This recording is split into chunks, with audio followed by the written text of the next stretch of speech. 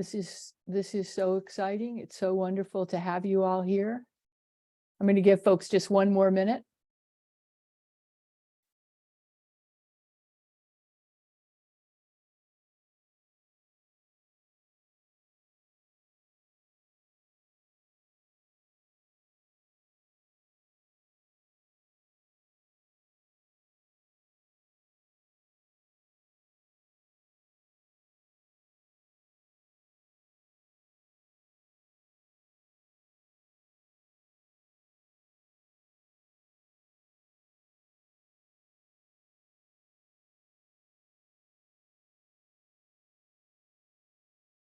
Well, I'm going to go ahead and get started so that we can, as my colleague Emma Ben said, hear from this dream team.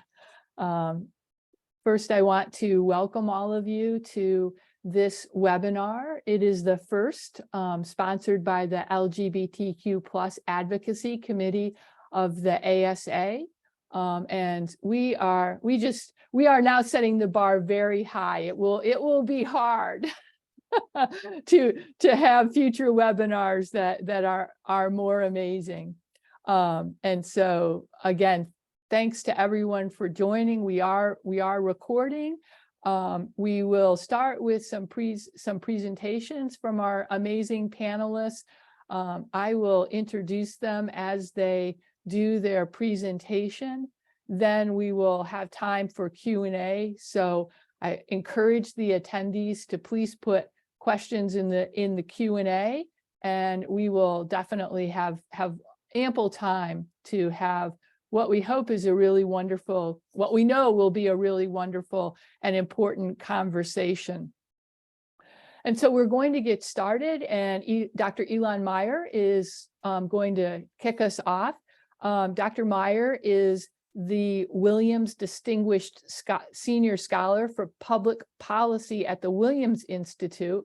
He's also a professor emeritus of socio-medical sciences at Columbia Universities. He has just an amazing resume of highly cited papers and has developed a model of minority stress. And this model has guided his and other investigators' populations research on LGBT health disparities by identifying the processes by which social stressors impact health. I'm going to stop talking, invite Dr. Meyer to add anything that he would like to that bio, and we will hear from him as our kickoff.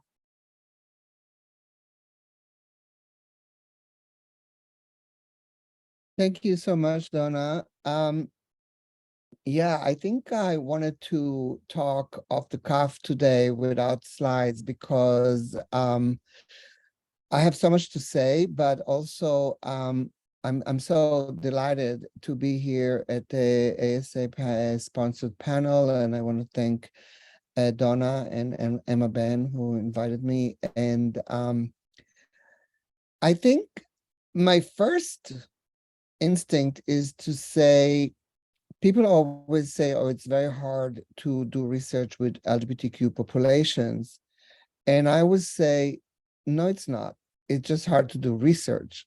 And there's no big difference between research with any population. So if you're trying to study Latinos, if you're trying to study Jews, if you're trying to study African Americans, or if you're trying to study immigrants, they're all difficult research protocols that you have to think about. So I just want to start by kind of avoiding the claim that it's very hard to do research with LGBT population. And the reason for that is because for many, many years, maybe decades, from my perspective at least,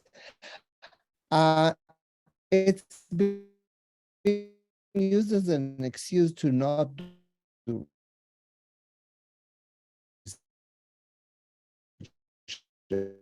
and to not fund research and to not too difficult. So, talk is a little of a reference. So, it's not any research.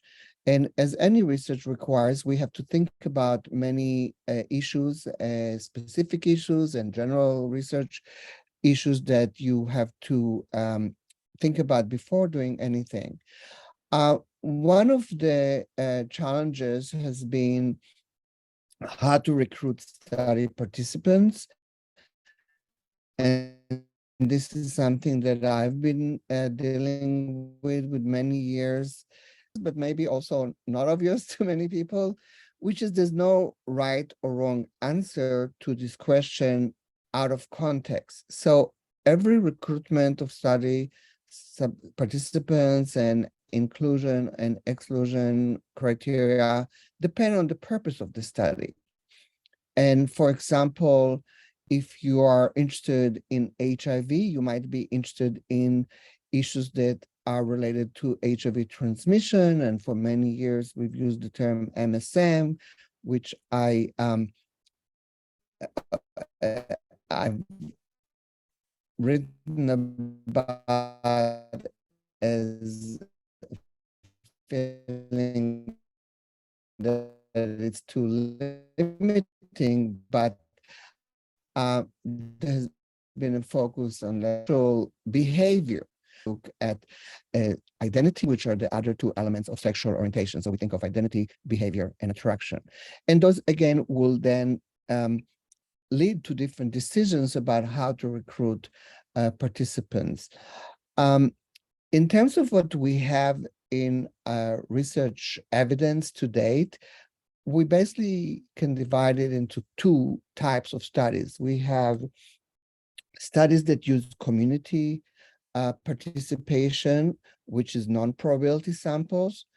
And those are very important studies because they can, again, depending on the purpose of the study, they can get at the community that you're interested in as it is defining itself. Then there are probability samples, and in the probability samples arena, you also have two types generally. The first is many and growing government and other huge surveys that now include or begin to and hopefully continue to include questions on sexual orientation and gender identity. So for example, the NCVS, the National Crime Victimization Survey in 2019 included a question on sexual orientation and gender identity, and that allowed my colleagues and I to publish several papers looking at this data that describes the very high rates of violence experienced by LGBT people in the United States. There are also studies that are investigator initiated, and I was lucky to most recently finish two such studies, which are the Generation Study and Transpop. Both of them have websites. If you're interested, you can look at those. Those studies were probability samples using what I think is an innovative approach, trying to overcome the problem of numbers. So the problem with numbers is that LGBT people are a small proportion of the population. So if you do a study and just ask who is LGBT, you're going to need very high numbers of participants to allow or to arrive at a sufficient number of LGBT participants. So instead of doing the whole study and then asking, are you LGBT? What I've done is I did a screen using a probability sample of the US population. And the screen was very brief, basically asking, are you LGBT in appropriate ways? And then selecting into the study those people who are qualified for it. And then you're able to collect a sample and then ask the question that you're interested in the specific study. And in our case, it was Generations, was a study of looking at the impact of time, like how different age groups experience stigma and prejudice and related health outcomes. And in Transpop, trying to collect the first national probability sample of transgender individuals that is investigator initiated.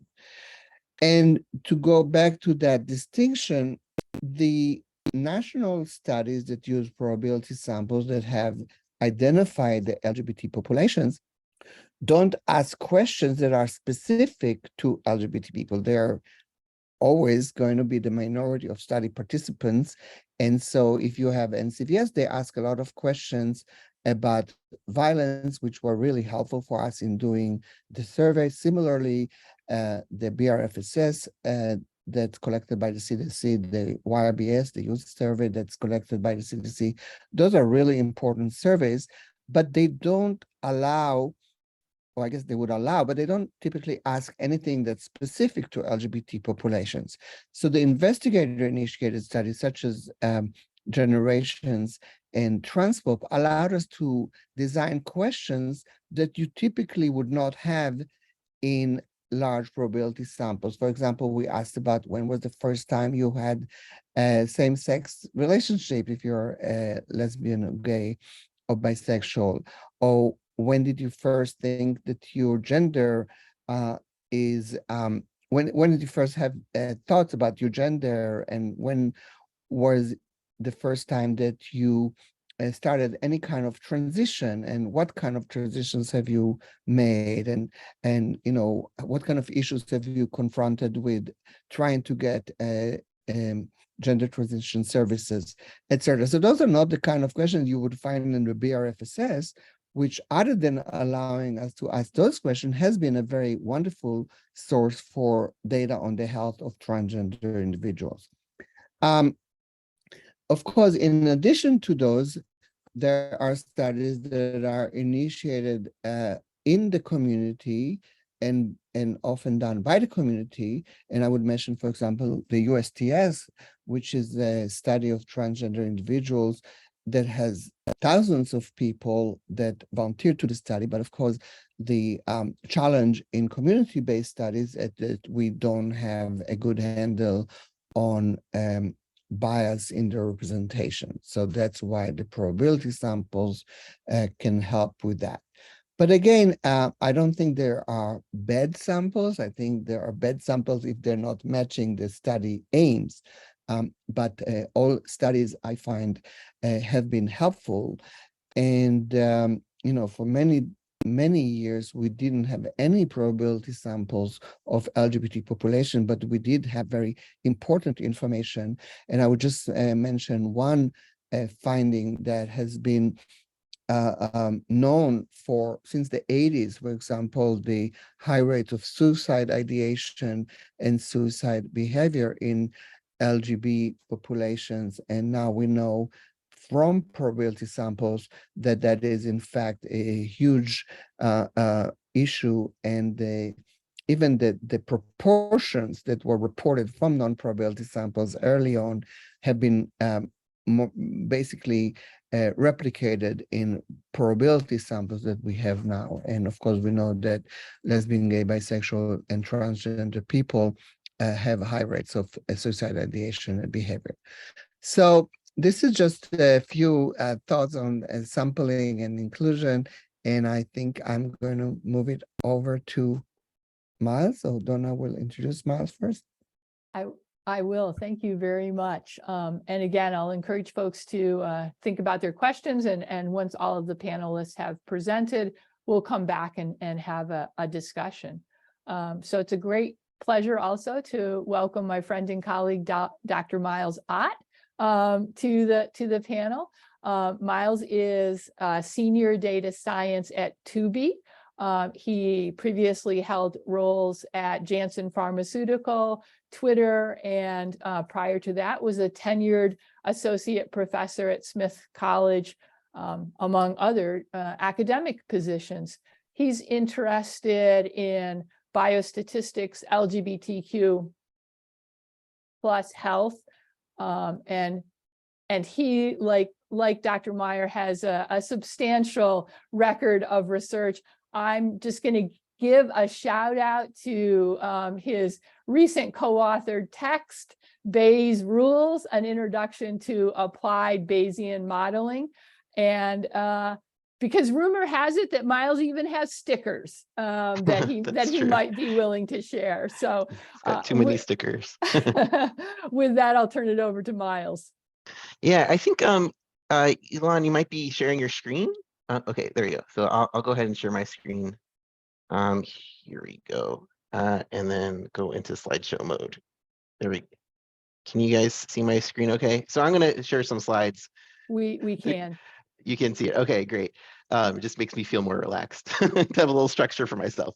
Okay, well, thanks for that great introduction. I'm going to talk about some of my experiences with engaging or like my thoughts about this topic. Okay, so here's how like the way that one way that I think about improving LGBTQIA health.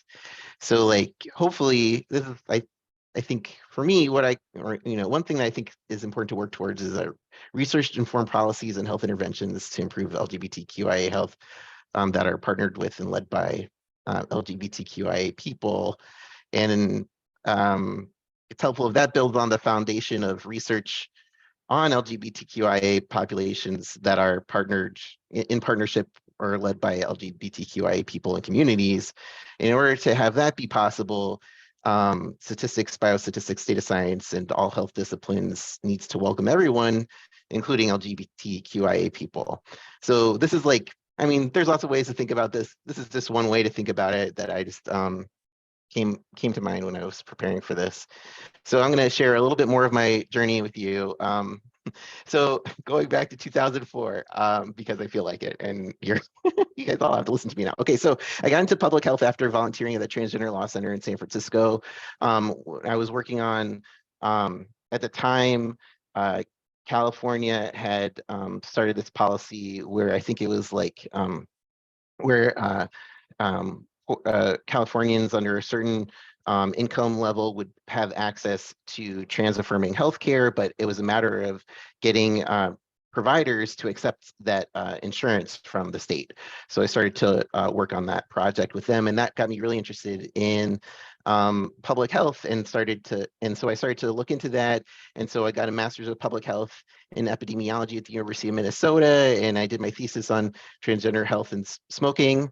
And while I was there, I was like, oh, what is the statistics thing that I've never thought about before? I'm fascinated by it. So I ended up getting a master's in biostats from Harvard.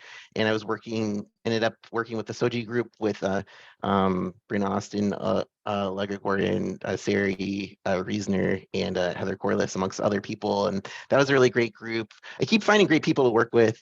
I also worked with the Women, Gender, and Health Concentration on a trans speaker series there, and I got to form more community who cared about trans health.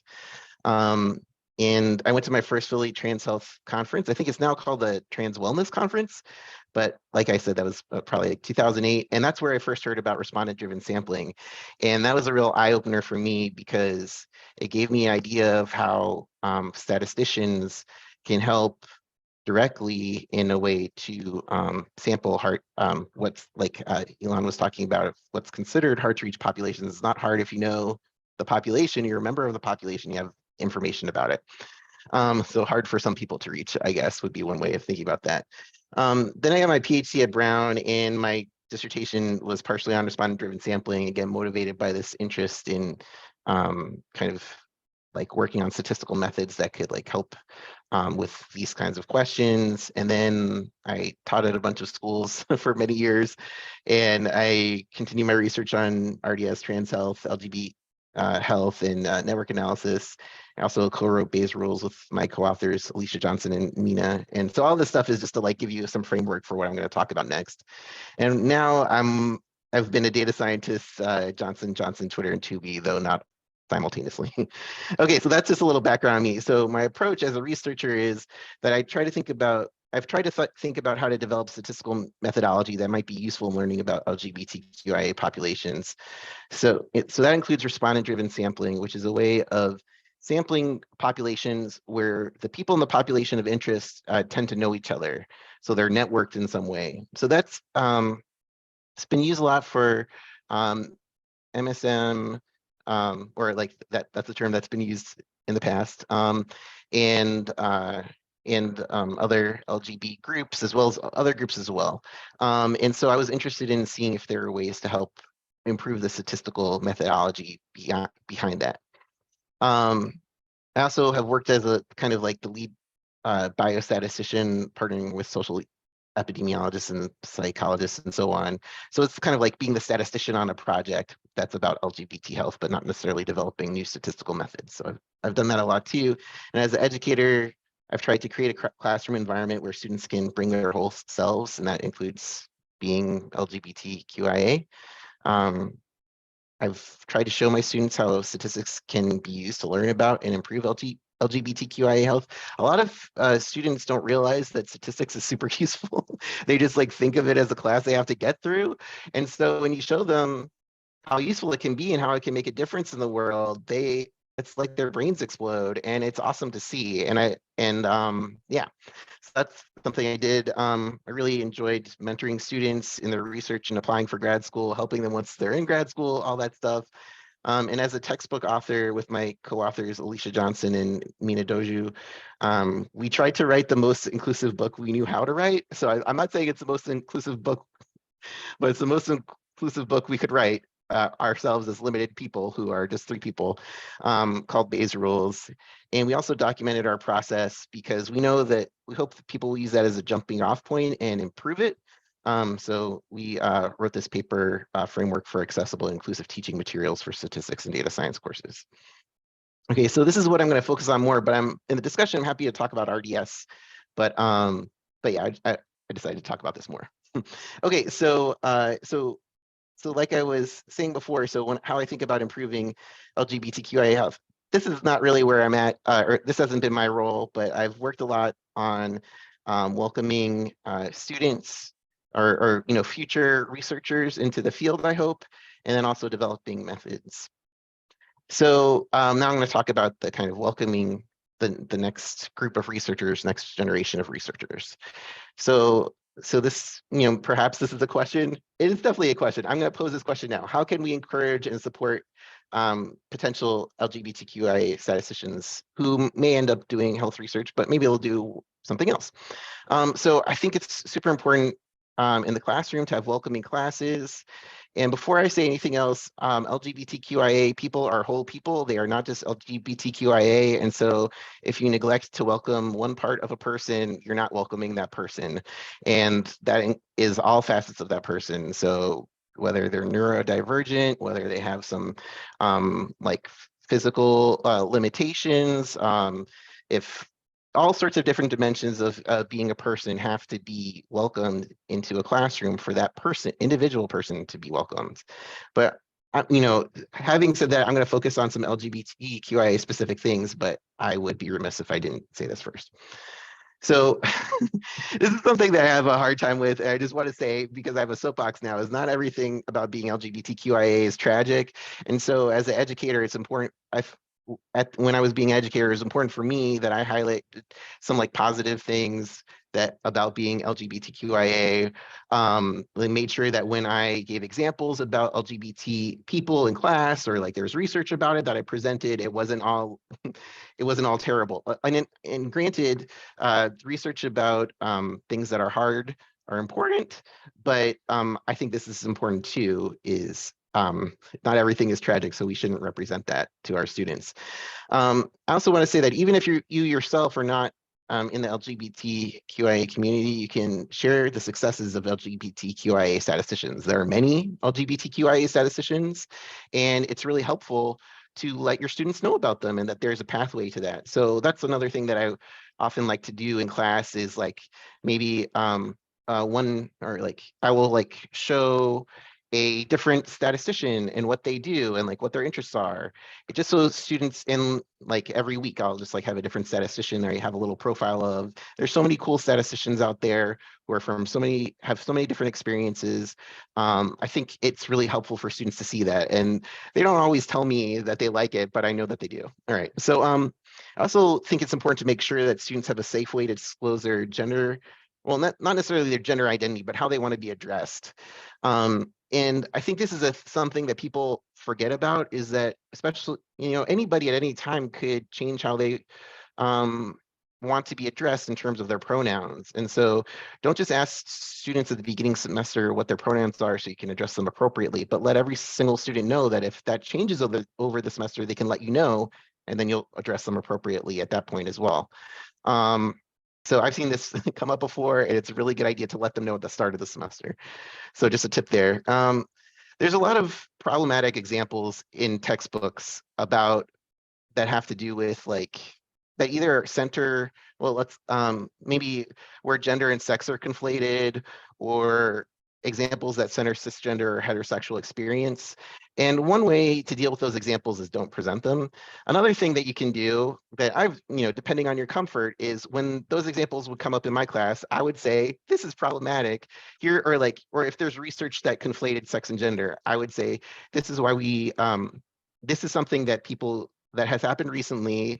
People know it's a problem and we're working on improving it. Let's talk about why it's a problem, what kind of bias this introduces into this, who is not being included in the research because of these assumptions, and kind of break it down. So if you want to engage with that, I think it's good to do if you feel comfortable with it, but otherwise don't present problematic examples if you're just going to let it act like it's normal, because it shouldn't be normal in the classroom. All right, so I'm just so opinionated. Okay, so how can we encourage and support statisticians? I think also creating welcoming materials, which is something that I think can give you a broader reach beyond your classroom. So textbooks, lecture slides that you share, class activities you share, homework questions, all of those things, it's really important that they're welcoming.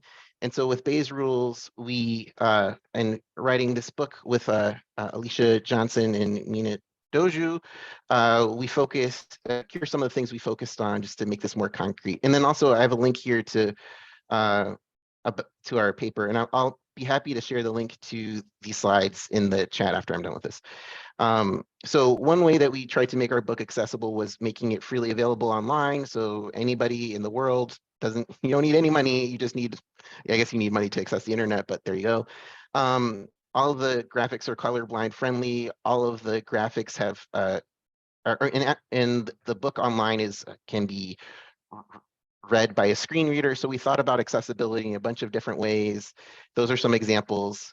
We also thought about inclusion, and some of the ways we thought about that included who we cite. We wanted to be really thoughtful about who we cited, and not just who we were necessarily taught about when we were being trained in grad school, but who's come up now. There's all sorts of really cool people, really cool research that's been developed recently or not so recently that maybe we just weren't taught about. And so we wanted to make sure that our citations reflected the diversity of the statistics community and the work that's out there. We also thought about how we cite. So we were very thoughtful about making sure that people's names in the citations reflected the names that they go by now, not the names that they went by at the time of their at which it was published. So for example, people who are trans who change their name, we want to make sure that we call them by the correct name in our book, because that book's going to be there for a while. And then we also include, we include examples with all sorts of different kinds of people, but we include, I wrote a lot of the assignment, or the questions at the end of the chapters, and I made sure to include questions that included LGBTQIA people, and again, in non-tragic circumstances, because that's something I like to do. And for each chapter, each author reviewed every single chapter, and we had kind of a checklist that we developed for ourselves so that we were thoughtful about everything, every step of the way, so that we could hold ourselves accountable.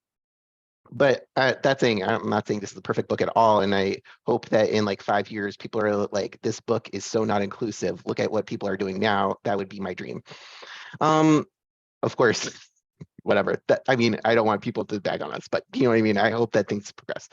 So kind of just as an example of this is from the first chapter of the book, for an example of how we were trying to include, our one of this very specific example. So in the beginning of the book, we talk about kind of the history of Bayesian statistics, and we talk about Bayes, but we also talk about Ariana Rosenbluth, who I didn't learn about until after she died, which is crazy. And she was the first person to write a MC algorithm, which basically makes Bayesian statistics doable now, on a larger scale. And then we also talk about Dr. Blackwell, who wrote one of the first Bayesian textbooks, and I didn't learn about him until I was way into my PhD program, but we hope that we can have statisticians learn about these people, or really important foundational members of the statistics community earlier on. And it's not just like, the same people over and over again. And then we also want them to think about themselves as part of Bayesian statistics. So we told them that they should include their picture here in the timeline of Bayesian statisticians. So I just want to say there's lots of opportunities to contribute in a way that you can enjoy, that's meaningful to you, and whatever your identity is, if you have that interest, there is a place for you to do that. So this was just my way, or I've just shared with you my one narrow way that I've done that. But I hope that it's inspiring to some of you. And I just want to acknowledge the LGBTQ advocacy committee and my co-authors with Bayes rules again. And yes, the rumor is true that if you ask me for a sticker, I will send you a sticker in the mail for Bayes rules. All right, I'll stop sharing now. Thanks. Oh, thanks so much, Miles. And it's great to see the questions. We will absolutely have time to come back to the questions as soon as the panelists finish presenting. And so it is really, I'm going to try not to be a fangirl here, Nicole, but it is so exciting to have you join us. So Nicole Dennis-Benn is a two-time Lambda Literary Award winner for her novels Patsy and Here Comes the Sun. She is a recipient of the National Foundation for the Arts grant and was a finalist for the National Book Critics Circle John Leonard Award. She's previously taught at writing programs at Princeton, the University of Pennsylvania, NYU, Sarah Lawrence College, and City College. And she's the founder of the Stuyvesant Writing Workshop.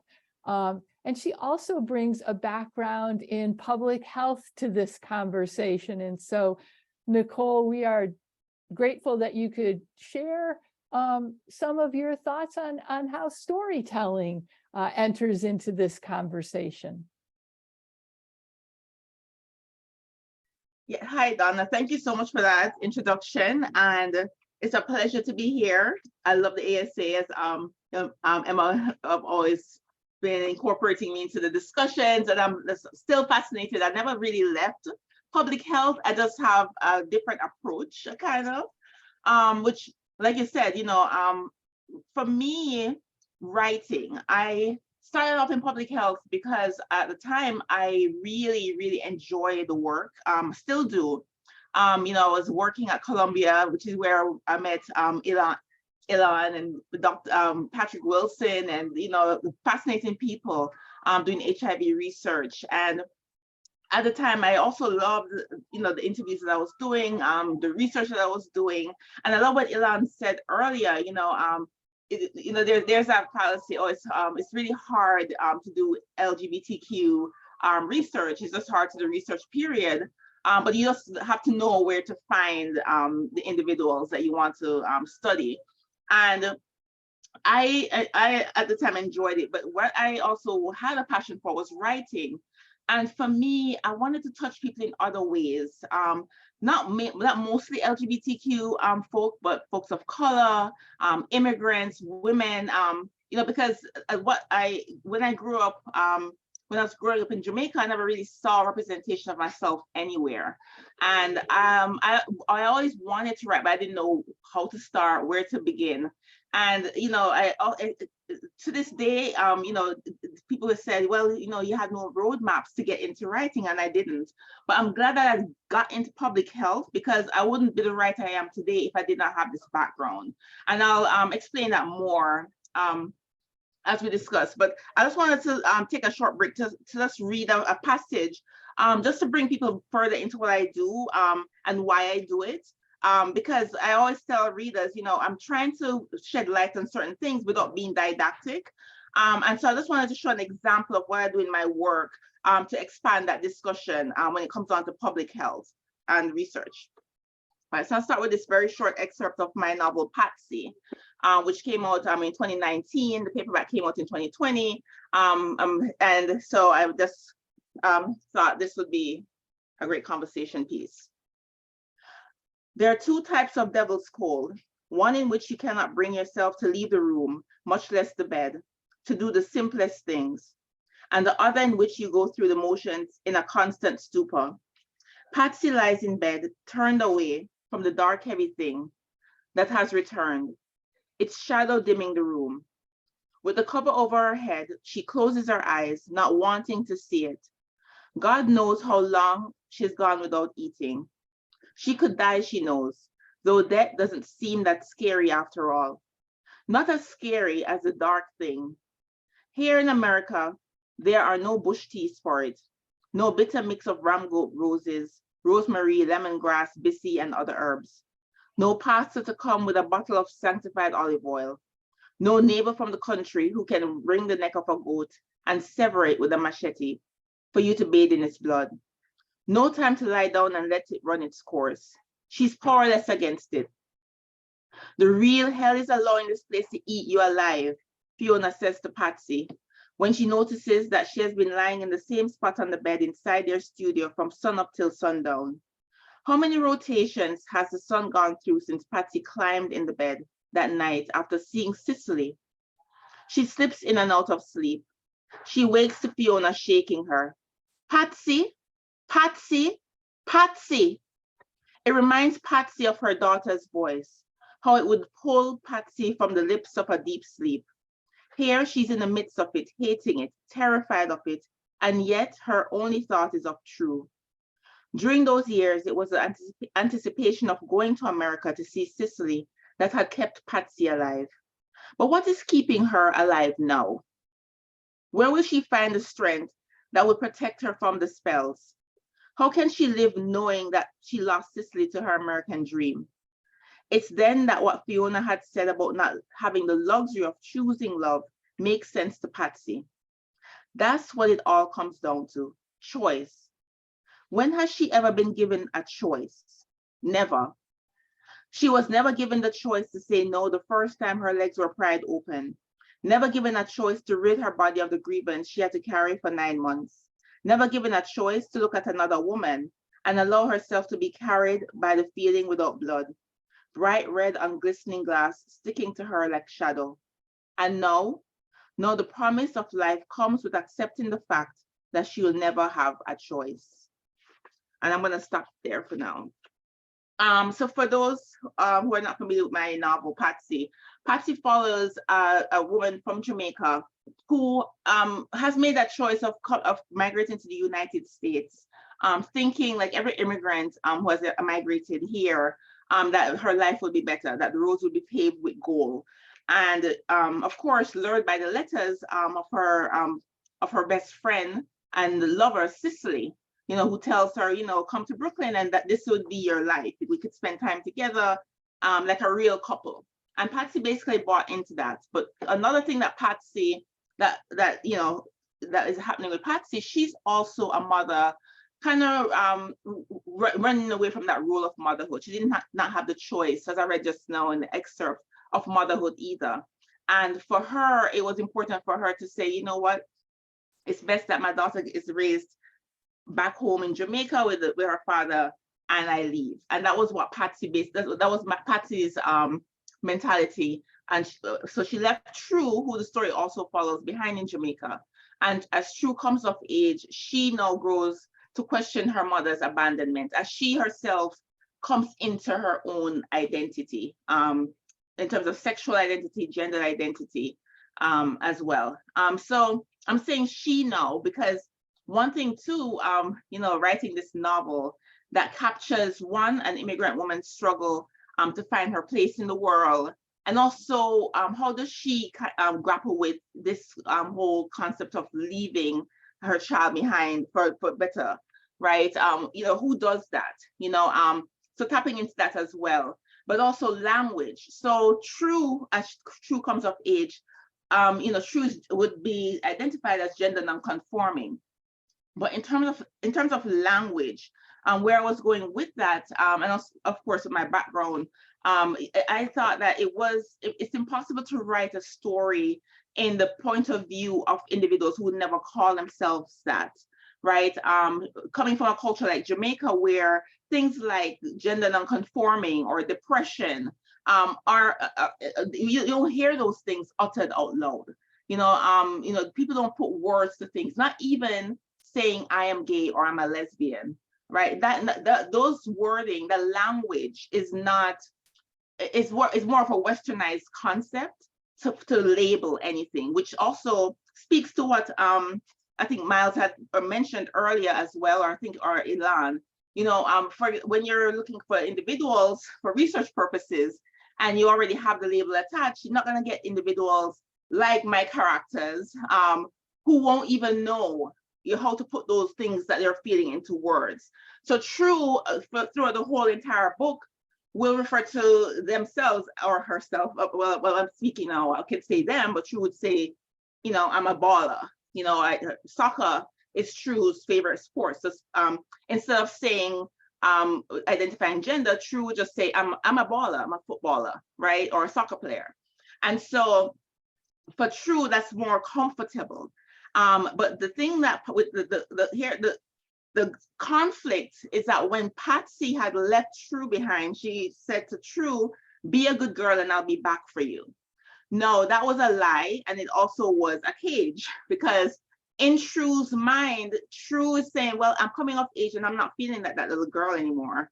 You know, and also there's that guilt that's attached to that. Well, because I'm not that little girl anymore and all of those things, is that what's keeping her away. So there's a constant questioning that True goes through as True is coming into themselves as an individual, thinking that her mother really, you know, this was that one thing that was not, that did not feel right, because they were not doing it right. And then another thing too, while parallel to True's experience coming into themselves, is Patsy. Now, Patsy, you know, has always been a queer woman. She has always loved women. And she was in love with her best friend Cicely for a long time. But like I said, Patsy would not identify as lesbian. So also in the book, you won't see what Patsy is identified as. You just know that she's attracted to Cicely. And underlying that, yes, there is that disappointment of coming to America, realizing that it's no different from Jamaica. The struggles are the same. There's racism, there's also racism in Jamaica. And there's also classism, you know, colorism, all those things that she dealt with in Jamaica, she's dealing with in America. It's just that she's undocumented. So there's no way that she can tap into society. So there's that disappointment, but also Patsy is, she suffers from depression.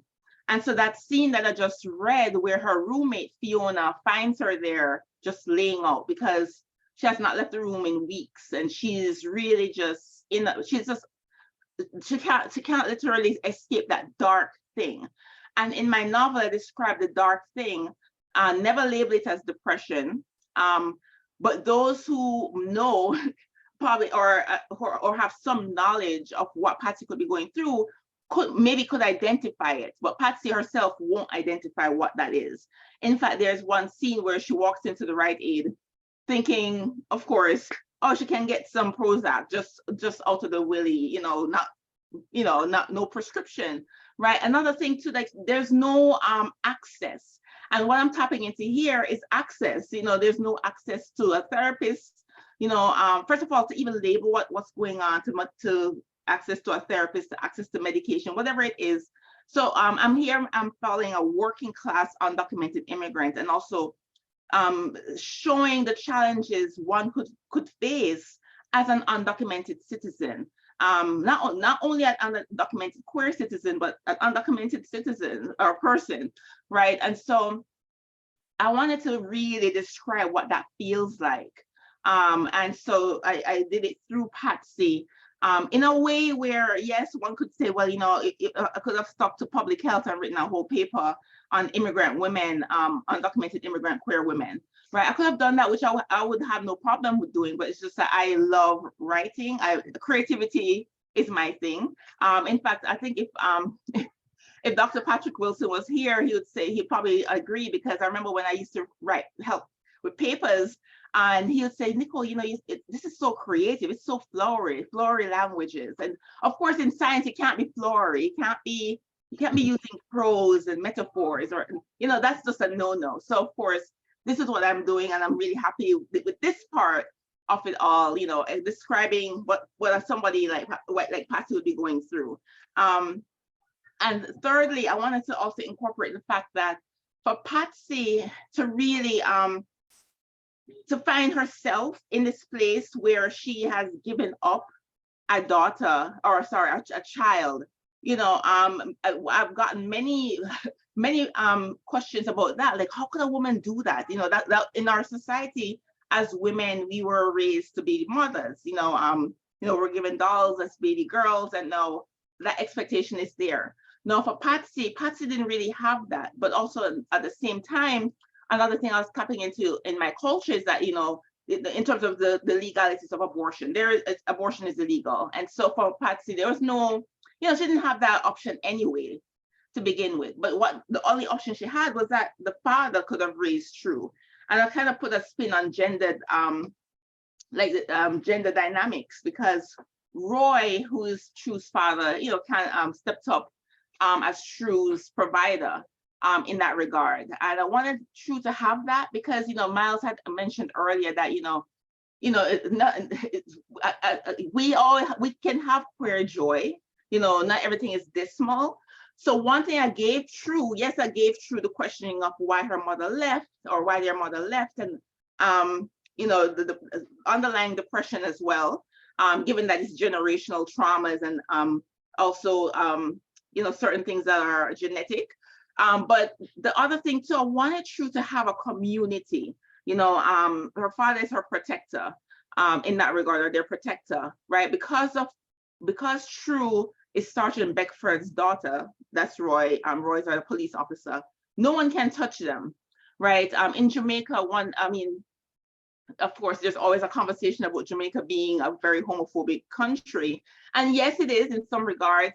It depends on where you are, it depends on who you know, it depends on class, it depends on so much things. There's so many factors there. But for True to be existing in a community like Pennyfield, where I set the story, True's father is somebody who's not to be messed with. And so because of that, True is able to exist in that community untouched, right? So True can basically be themselves. And Roy never questions True dressing in men's clothes, shaving their head. You know, Roy doesn't question that. So it kind of gives True this liberation in a way. And you know, it begs the question then, you know, here True is missing Patsy, right? But had Patsy stayed, you know, would True have had that freedom anyway to be True, right? And so I wanted to really capture that too, like capture the fact that yes, one who is openly queer could definitely have that joy, that community around them, and you know, understanding that, ultimately understanding that as well. And so yeah, that was something I wanted to really write, to come across in the storyline itself, given that it's so true what Miles had said. You know, people always expect the terrible things to be happening, right? Especially on an island like Jamaica, and being a person like True. And so I wanted to really turn that on its head as well. But I don't want to take up too much space in terms of talking about my book, but feel free to ask questions. I'm open to conversations afterwards.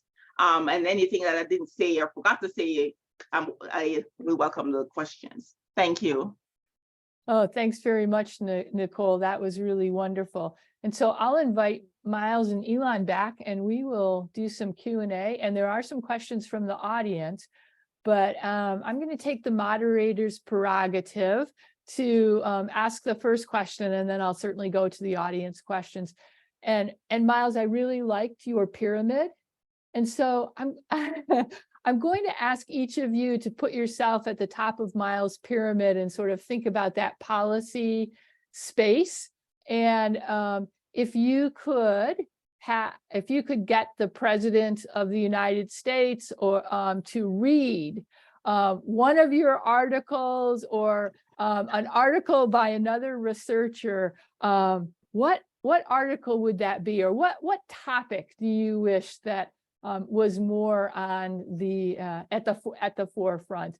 And I guess I'll just go in the order in which we present. And so, Elon, what's the policy topic you wish was getting more attention? Well, I'm actually working in a policy center, and my work is in translating, so to speak. It's not really translating, but writing on the implication of policy, of research to policy. So I would say what is most current for me was a brief that I wrote to the Supreme Court on the matter of 303 Creative, which is a web designer who wants to be exempted from Colorado anti-discrimination laws on serving LGBT populations.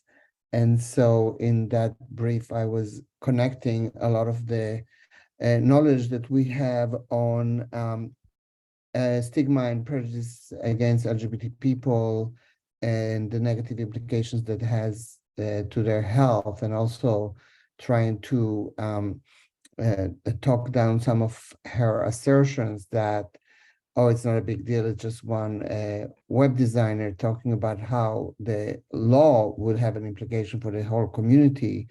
And it has both the tangible implications of people not being able to use a certain service, but also the more symbolic implications of the state basically accepting prejudice against LGBT people as honorable based on this, in this case, based on religious exemption. So that's one area that we've been working on. I'm also working on several issues related to prison and criminal justice system.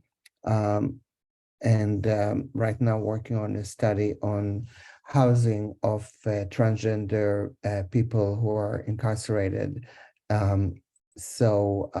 Which raises a lot of difficult questions. And as transgender women are housed in women's prisons based on a new California law, there has been a lot of opposition and a lot of and there's a legal suit against California on that matter. So we're trying to again inform the public and politicians in this particular case that transgender women in men's prisons are it's not like that's the ideal situation. And now, because they're all saying, oh, how can we bring them into the women's prison? It's like they're already in a really terrible situation that we need to resolve. It's not like the situation, the status quo is okay, and kind of trying to remind people why this law came to be.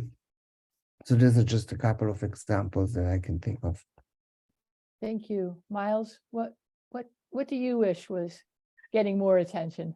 I mean, what I wish was getting less attention was the idea that transgender youth need to, like, shouldn't be getting the healthcare. I don't know, like all this interventions about like what should be happening to transgender youth, and what kind of like gender affirming care they should or should not be getting, that's totally uninformed by anything to do with their well-being.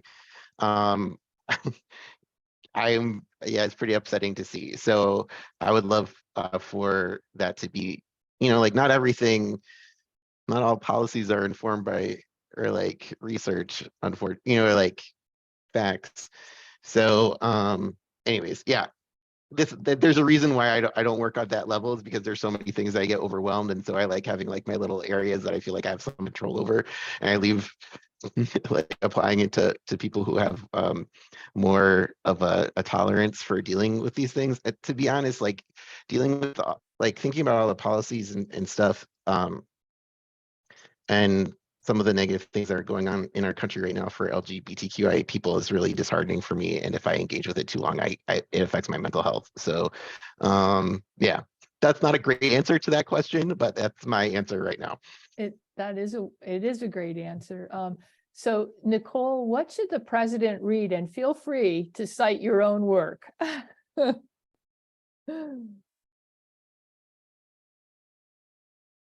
Sorry, I love that. I kind of got close because Patty was actually selected by Read with Jenna, and I thought, oh wow, hopefully, there are people reading, especially people in policy making, policy work. But I would say reiterate Miles' concern here in terms of the healthcare of trans folk. That would be at the forefront, because not only I feel like in public health, or in terms of healthcare access, still to this day there's so many people without healthcare access. I'm, for example, a mom to two sons we're fostering to adopt, and now being privy to the fact that there are other foster kids out there without access to healthcare, the right healthcare or the right health insurance that would get them the help that they need. So there's that. There's also people who are still undocumented, who are still looking for access. They have no idea, they have no roadmaps how to get through these doors, who to talk to, what doctor to get. There's the frustrations of it all. And I always tell my wife, who happens to work in a hospital at Mount Sinai, that because of her, our sons have great access. Because of her, our sons are not seeing residents as opposed to the physician. And so those are things that I'm actually currently thinking about, maybe outside of my work, or maybe my work taps into this, but because Patsy had no access either, and she was trying to do the best she can. But that would be access for all, healthcare access. Thank you. Those are really important issues, and I appreciate the panelists bringing them to this discussion. I'm going to go to the audience question, and I'll start with you, Ilan, because it was directed at you, but I'll invite Miles and Nicole to jump in as well. And the question is, can you talk about disclosure concerns in dissemination? And a bit of the follow-up was issues related to confidentiality, the risk of disclosing identity by publishing data. Right. So it's kind of funny because I came to this meeting from another meeting. I'm doing a study, or I'm participating in a study in Norway with transgender population study there. And the IRB there has just blocked certain questions from asking because the survey is anonymous. So we were having a big discussion on that. So I would say on one hand, I always have a concern, again, that this kind of issues are being raised as a way to limit research. And but at the same time, of course, we are concerned about confidentiality. I will explain where it's overused in a minute. But the way that the published data works is I publish my data through the ICPSR at University of Michigan, and they take steps to protect data. So for example, obviously we don't have any true identifiers like name and social security and phone number, but we also disguise things like zip code. So when you have zip codes of the participants in the study, theoretically, they could be identified by cross-tabbing them with other information, especially if they're a member of an ethnic minority and, let's say, transgender, so the lower prevalence type of populations. And so instead of removing the zip code completely, we just replace it so it's not identifies the zip code. So it'll be like, instead of 10011, it'll be 1, 2, 3, 4, 5, 6, 7, you still have the category, but you don't have the location. So it's hard, it makes it harder to actually identify people. When it's overdone, it is just interfering with the ability to do good research. That is important. That the other side of disclosure concerns is that participants in survey volunteered their time and effort because they thought it was an important thing to do that. So I also don't like too much censorship of that. And I can talk for a long time, but I did a study on the National Inmate Survey, which collected by the Department of Justice, and their level of concern at some point on confidentiality at some point began to look like what I think it really was, concerned with us publishing information about the data about LGBT people in prisons.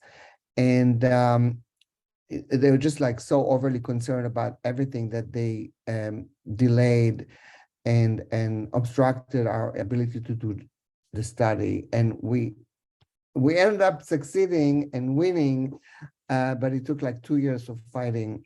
So that's kind of two extreme examples. One way I think is very doable, another way I think overdoing it would disrupt the research. Thank you. There's a question that goes back, Nicole, to your point about the use of particular labels and how you handled that in Patsy.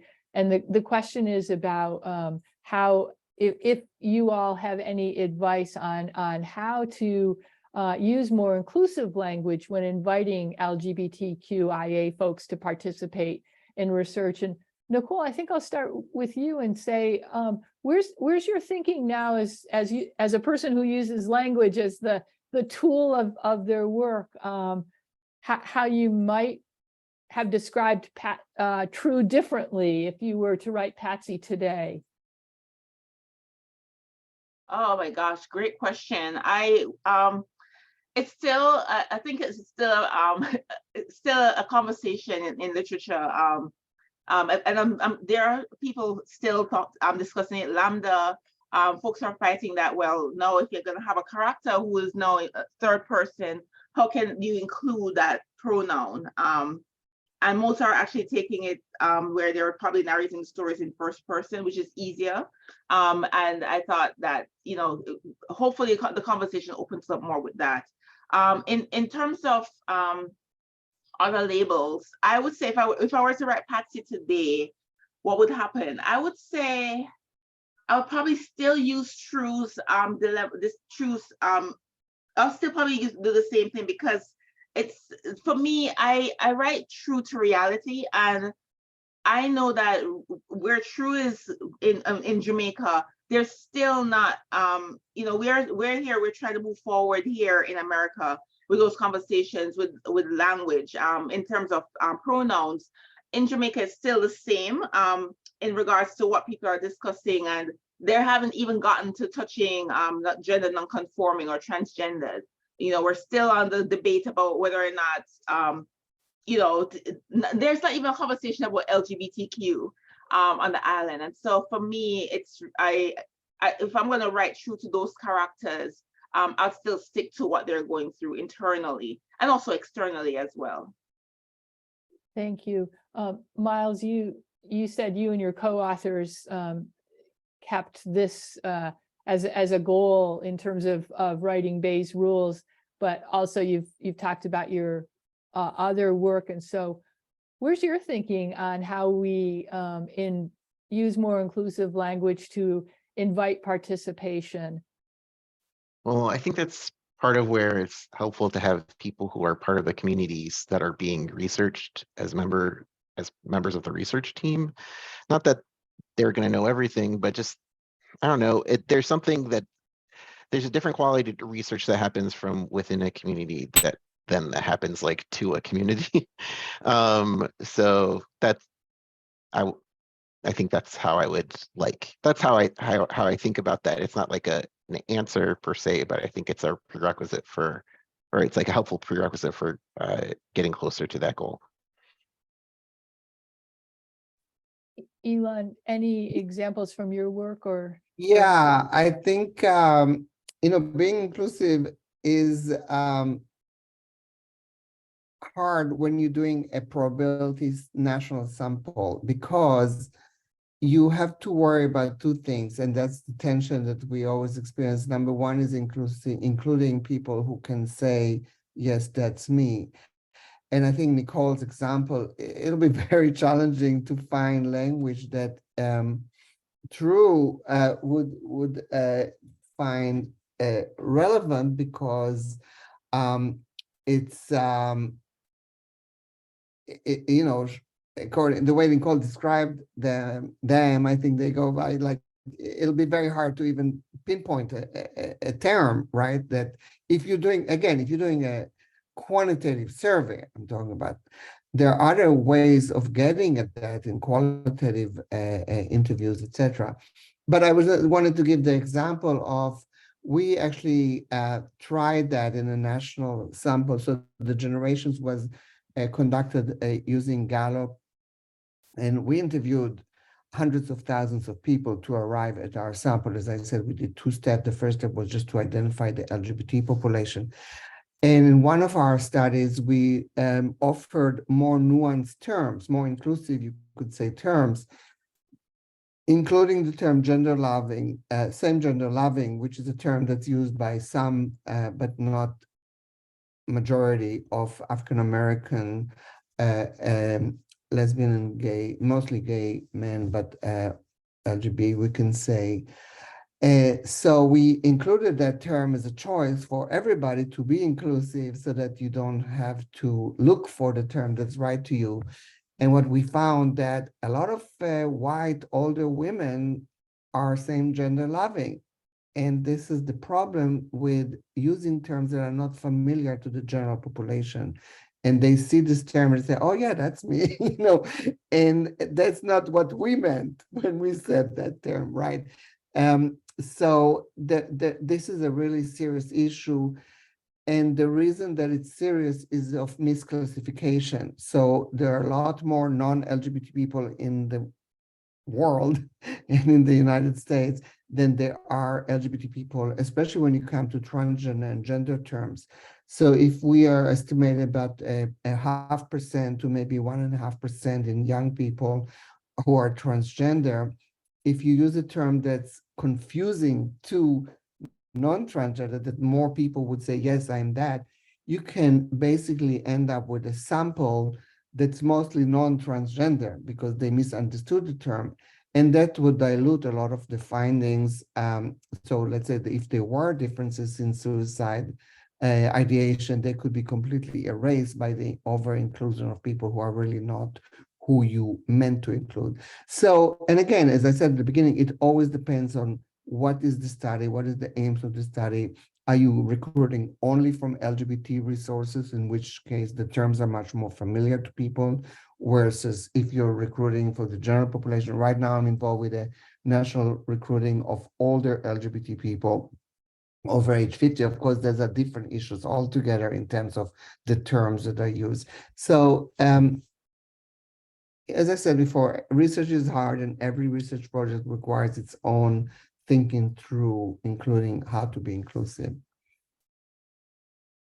Thank you. So there's another question from a student, and I'm going to paraphrase it, but ask it simply in, what advice do you have for that next generation of scholars who might be encountering resistance to novel research methods, novel research areas, exploring topics that are perhaps sensitive? So yeah, just put on your mentor hat and what offer some advice. And Miles, I'll start with you. Yeah, I'll just say there probably are, most research is based on other research. So there are very few ideas that come out of nowhere.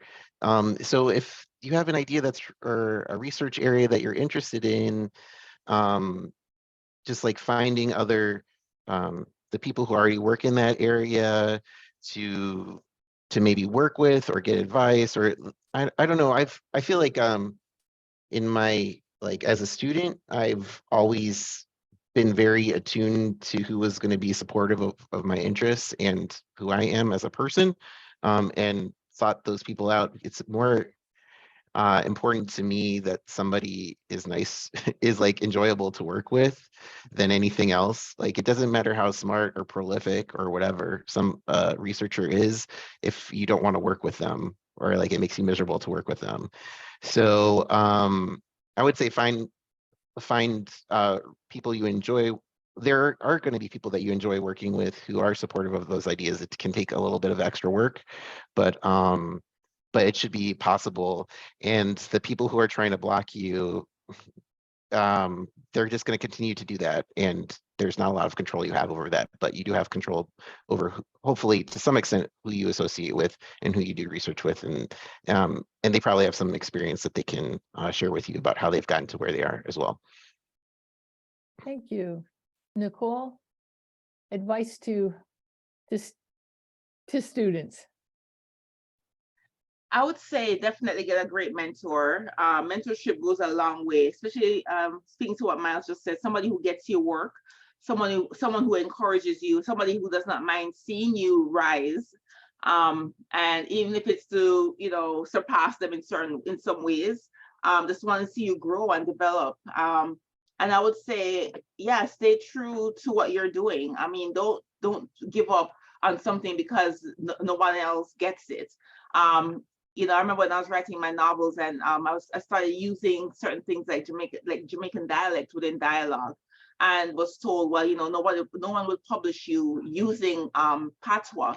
And I almost believe that.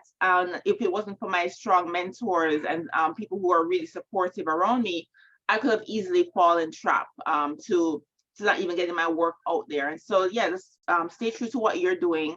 And the right person, you'll know when you're working with the right individual. That's great. Elon, any advice to students? I think that's a good, I don't think I have a lot more to add on that. Those are great ideas. So I'll ask a question, and it will give me also an opportunity to acknowledge my colleague Emma Ben, who was incredibly instrumental in putting this panel together. And so without her, we wouldn't be here. Thank you, Emma. And so I don't know, Emma, do you want to ask it yourself, or should I ask it on your behalf? Oh, Lord, Donna, it could have just been an anonymous question. It could have, but not the case. Yeah, no. First of all, thank you all for your willingness to be on this panel. And thank you to all the attendees who have felt that this conversation is important. This was something that we were nervous about, but wanted to do something cross-disciplinary. We think that statisticians shouldn't only hear from statisticians, that there's so much we can learn. But yeah, I just have a question.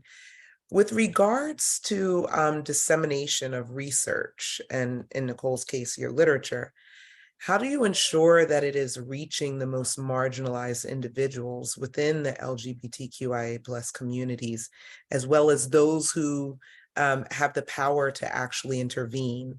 For example, Nicole, how do you think your work can, you talked a lot about the characters, the specific characters, but how does your work transcend the characters and translate to being kind of used as a change agent for society, right? Whether it's in the Jamaican context, the American context. And Elon, you talked about, writing to the Supreme Court, right? I imagine the work that you do is also important for activists who are kind of pushing or folk who are lobbying for change, right? I was hoping that you could talk more about that. Of course, Miles, the work that you're doing is, one could say, oh, well, you just wrote a textbook, right? But honestly, you've been doing a lot. I remember a blog that you put together where you described your transgender journey as a statistician. I had never seen anyone in our field. I don't know, maybe I just haven't read enough blogs, but I really hadn't seen anyone do that. So you put yourself out and were vulnerable, but at the same time, created a space for others to feel comfortable with who they are and feel that they could make a contribution to statistics. I think a lot about how does you writing a textbook or you doing these blogs or whatever, how, you were at Smith College before, right? That's a progressive institution, right? Like, that's progressive. but we know our field as a whole has a way to go, and not every statistics department is sitting in a progressive institution like Smith. So how does your work move outside of the boundaries of those kind of progressive spaces within education to kind of transform the field as a whole? So sorry, it's a big question. You guys can figure out how you want to answer it, but just asking like how your work moves from the academic journals or the book or, to actually creating change. And Miles, we'll start with you. Cool. Okay, great. That's a great question. Thanks. I mean, I think that's like part of why we, like, for example, with the book and stuff, made it free and available online, is because we didn't want it. I mean, the goal, like, I don't like Bayesian modeling textbooks, people don't really write them for the money, right? So, or if they do, why? So right, we made it freely available, and so we're seeing it being used. Like somebody reached out to me who's a professor in Sri Lanka. Like across the world, people are reading it in like I know there's a R for Data Science Slack group where they're like have had multiple book clubs, stuff like that. So I think like probably I think that was part of the nice thing about writing a book and sharing materials and having a blog, is that's kind of speaking a little bit more directly to people and having things be more accessible to a wide range of people. As a like statistical researcher where you're developing new methodology, it can be very easy to get caught up in like your mean squared error and like all these like very like specific things about like what you're trying to develop, and it can be very abstract and extremely removed from the policy, or like like kind of down the line how things happen. And honestly, that's a place I feel more comfortable in for a lot of reasons, but I do but right, so it is a huge challenge, like that question of like how do you make sure that the work you're doing is actually impacting the people that you're hoping to impact in a positive way. I don't have a great answer for that. I don't have a good answer for any of these things, but I think that like there's a certain amount of like engaging with like communities of statisticians, or kind of thinking about what is my area, or like what is my like who are the people that I am influential over, or like have some influence with, and like how can I magnify that influence necessarily then like I don't know that I'm going to like and like there can be ripples down the line. So that's kind of how I think about it, I guess. Elon, we'll go to you. Yeah, thank you. I think that's really important. And I think that's something that a lot of academic departments don't pay enough attention to, just because they're not set up this way. I'm very lucky to be at the Williams Institute, which is, as I said, is a research center on sexual orientation and gender identity, law and policy. And I'm going to share my screen for a minute just to show you our website, because we do, in fact, publish a lot of our papers. Oops, yeah, here it is, right? On our website, and it is very accessible. We also publish a lot of graphics. If you look at any of our reports, it comes with a very clear, we hope, explanations and graphics. And those are always available to people. And as Emma said, a lot of advocates use it. We also have data interactives that make the data more easy to find and to see. So this is actually from the Generations and Transport study. Just to show you one example, you can see on the top, there's different topics. So this is just identities, how people identify, and you can see cisgender men, cisgender women, transgender, and everybody together. So issues that experienced in childhood, being bullied, conversion therapy. So we definitely try to do all that through our website and through our social media. I would just add, Emma, you said about how it's used. I would also add how it's misused. And that has been a growing concern, a growing issue on the misinformation on social media and elsewhere. And that's something that I'm also very concerned with and also try to address when we get our work published in a way that is misusing the information that we did. Although sometimes we choose not to respond because, as our communications director just said, Twitter is not the place for nuanced arguments, nuanced discussions. So sometimes, it's better not to get into the argument, but it is a growing concern, I would say, how research is misused in social media, especially. Thanks for that, Ilan. And Nicole, of course, you joined us and helped get your work out by doing that lovely reading, but how else do you see your work making its way to those other communities, perhaps? Great question, by the way. And I thought, I try my best to make sure that once my book is published, that I do readings in places where people would not necessarily walk into a bookstore and see, a reading going on. So, for example, when Patsy came out and I wanted to reach the Caribbean immigrant community, I did a reading on Flatbush Caton Market, just to see, just where these immigrants shop, right? It's right there. It's right, and they could hear me read and say, "Oh, which story is that?" and come over, hopefully. And because I want more, I want people who are like me, because I got into writing because I wanted representation. I wanted to see myself on the page, but understanding that the people that I'm writing about aren't necessarily the people who are going to show up at the reading. So getting to where they are is important to me. And so doing those innovative things just to get to where they are, either be it the market or the park or somewhere that's central. When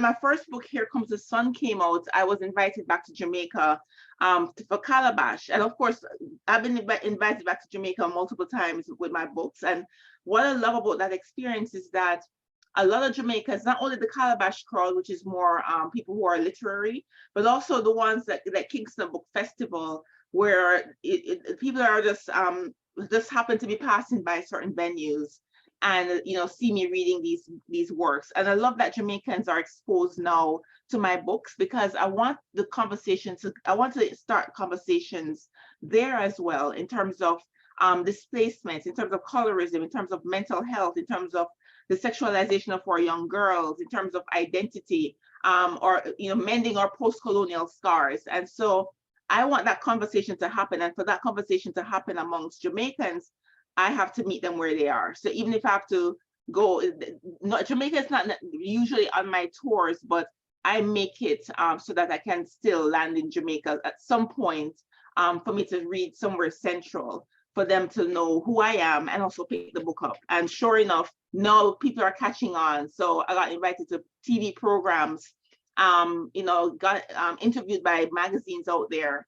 And one of the people who actually reached out to include me in one of his magazines was this big hotel tycoon person, because my first book actually talked about the displacement of working class Jamaicans from their lands, from the beaches, to make resorts, to, of course, profit the country, but really leaving the Jamaican working class at a disadvantage. And so I wanted to really talk about that with my first book. So when that person reached out with a magazine that they happened to have published within the resorts themselves, that was another great opportunity to at least say, well, it's there, it's on the table, let's open for conversation. So I try my best, and I hopefully, my work will get out there even more widely in other ways. as well. And when I say widely, to the non-literary crowd, or even doing something like this, among statisticians, that's something I welcome.